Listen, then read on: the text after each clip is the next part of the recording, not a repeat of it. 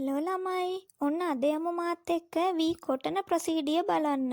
ඉතින් අපේ ගෙදර වී කොටන එකේ ඉඳලා හැම දෙයක්ම කරන්නේ මම තමයි. කෙල්ලෙක් කියලා නෑ. ඉතින් හැමදේම කරන්න පුළුවන් වෙන්න ඕනේ. ඔන්න ඔය විදිහට ගමේ සුන්දරත්වය බලාගෙන යන ගමන් ඔන්න අපි වී කොටන්න තමයි යන්නේ. අපි එදා ඉඳලා වී කොටන්න ඉතින් දඹුල්ලේ ලියනගේ මෝලේ. දඹුල්ලේ ඉන්න අය නම් දන්නවා. මුලින්ම ඔන්න ඔය විදිහට බර කිරාගෙන වී ගෝණිය බර මැන ගන්නවා. ඊට පස්සේ අපි ওই විදිහට වී එක අරගෙන ගිහින් මැෂින් එකේ තියෙන මෙන්න මේ කොටසට තමයි මුලින්ම දාන්නේ. ඉතින් මෙතනදී මතක් කරන්න ඕනේ අපේ ආදරණීය හිතවතා උපාලි මාමා පුංචි කාලේ ඉඳලා දන්න දවසේ ඉඳලා ඔහු තමයි ඉතින් අපිත් එක්ක අපිට මේ විදිහට වී ටික කොටලා රසට හාල් ටික කන්න දෙන්නේ.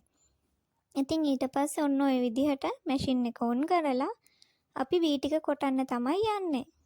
බලන්නකෝ ඔන්න ඔය විදිහට ඔයාලට පේනව නේද? මුලින්ම අන්න අතන සවලෙන් ඒ කොටසෙන් තමයි වී ටික ඇවිල්ලා අර විදිහට වැටෙන්නේ. ඉතින් ඔයාලට පේනවා චුට්ට අඩු වෙවි මැෂින් එක උඩට ගිහිල්ලා ඒ අර දැලෙන් පෙරිලා ඇවිල්ලා වී ටික කෙටෙන විදිහ. ඉතින් මම මෙතන සවුන්ඩ් එක දාන්නේ නැහැ කොපිරයිට් වදින නිසා.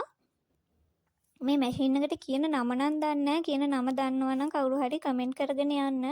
ඉතින් ඔන්න ඔය විදිහට දැන් අර අපි දාපු වී පොත්ත අයින් වෙලා ඔන්න විදිහට හාල් වෙලා එනවා. ඔයාලට පේනවනේ. සමහර ඒ වගේ වී තියෙනවා. ඉතින් අපි ආයෙත් නැවතත් ඒක අරගෙන මැෂින් එකට දානවා. සුද්ධ කරන මැෂින් එක වෙනම තියෙන මම ඔයගලන්ට ඉස්සරහට පෙන්නන්නම්.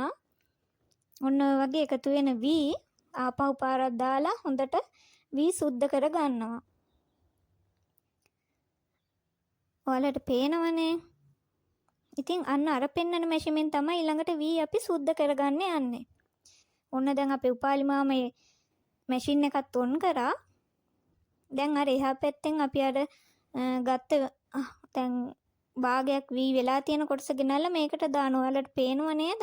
ලස්සනට සුදු පාටට වී ටික සුද්ධ වෙලා එන විදිහ. ඔන්න ඉතින් උපාලි මාමා අරකින් ගෙනල්ලා වී ඔක්කොම මේකට දානවා. ඔන්න ඔය විදිහට හරි ලස්සනට සුදු පාටට වී ටික හාල් වෙලා එනවා.